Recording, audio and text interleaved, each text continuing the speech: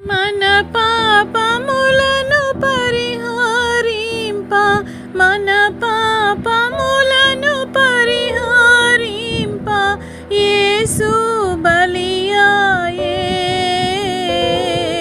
యేసు బలియాయే. ముక్తినిచ్చే యేసు నామం, శాంతినిచ్చే యేసు నామం, ముక్తినిచ్చే యేసు నామం, శాంతినిచ్చే యేసు నామం.